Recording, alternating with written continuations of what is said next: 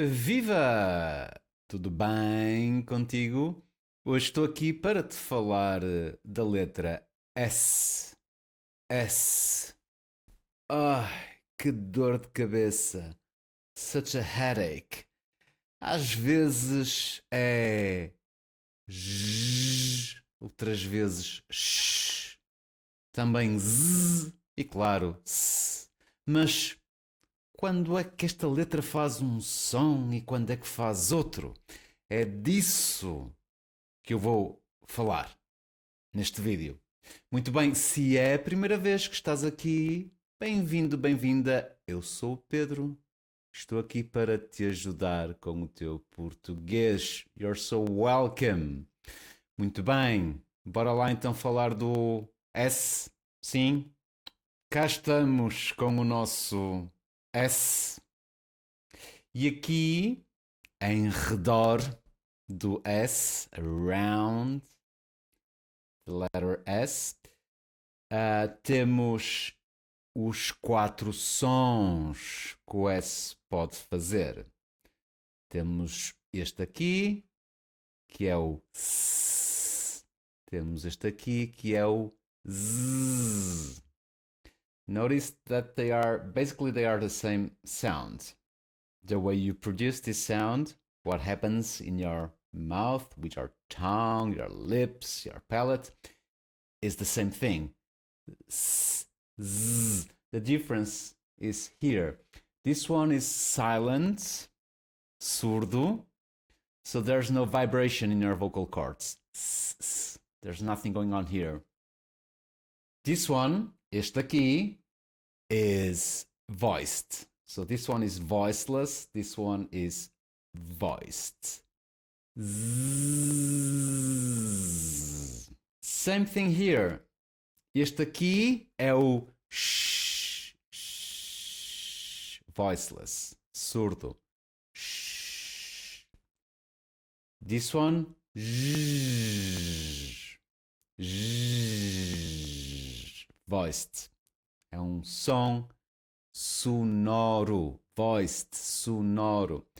So they are basically the same sound, sh, sh, the way you produce the sound, sh, sh, sh, sh. But this one is silent, sh, nothing going on here. This one is voiced, sh, vibration in your vocal cords. Muito bem. So we have these four sounds.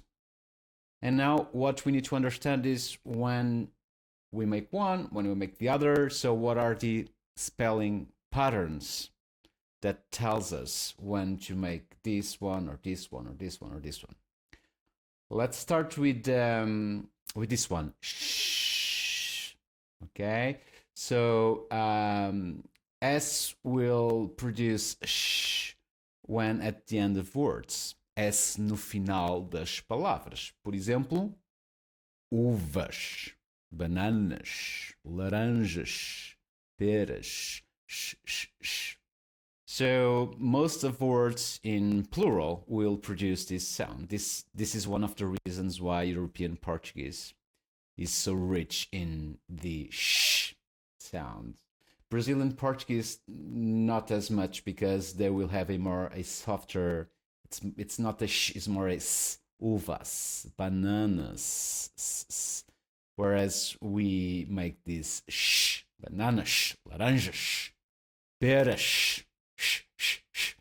All right, so S at the end of words, S no final das palavras, S before voiceless consonants.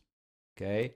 So, S antes de consoantes surdas. So that's why I told you about voiced and voiceless sounds, because this is useful to understand these patterns, to know these concepts, voiced and voiceless.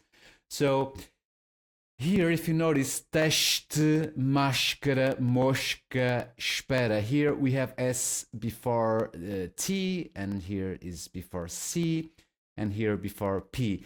All these consonants, T, C, P, are voiceless consonants. So why? Because of what I just explained before. So take the T, right? Nothing going on here in your vocal cords. Same thing with the C, or the P. And therefore, we'll have this voiceless sound as well. So, teste, máscara, mosca, espera. Okay. But now, let's look at the j. So here we have the silent, the voiceless sh. Here we have the voiced j.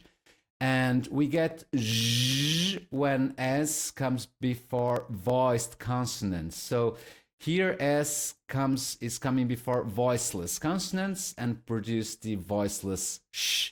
Here is coming before voiced consonants and is producing the voiced j. So it goes hand in hand. Before voiceless, it will consonants, it will produce a voiceless sound. Before a voiced consonant, it will produce a voiced sound. Makes sense. Faz sentido. Eu sei, é fácil, faz sentido. Ok, então, so B, M, D, V, these are all voiced consonants. So take the B, b, b, b, b, b. There's vibration going on here. The m, d, d, d, d, d, d, d, d, d, d, d, v, v, v, v, v, v. All voiced, and therefore j, the j sound also voiced. J, esboço, prisma, desde, desvio. Also notice that words were starting with ES, as in esboço or espera, so ES. This E is almost silent, mute. Espera, esboço, esboço, esboço. Very subtle. Olha, e tu já me deste o meu like? Não! Estás à espera de quê? Olha, espera, estás à espera de quê? Pá, anda lá, dá-me lá o like. Ok, vamos continuar. Aqui temos o som S, ok, voiceless, um som surdo, voiceless, surdo. So we have three situations where S will produce the S sound. S at the beginning of words, S no início de palavras, such as sumo, saco, sino, santo. These are all examples of S at the beginning will produce this S, sumo, saco, sino, santo. S preceded by a consonant. So usually S is always preceded by a vowel. When it's preceded by a consonant, usually it will be a R or N, okay? Such as in curso, arsenal, tenso, Afonso. Whenever S is preceded by R or N, we'll get also this voiceless sound, okay? Curso, arsenal, tenso, Afonso. So S está precedido da consoante N ou R. Muito bem. E depois, we have the double S, o duplo S, which is always in between vowels. Always, always, always. And we have this sound as well, double S in between vowels. So assim, pressa, processo, sessão. And let's now compare this double S in between vowels with the single S in between vowels.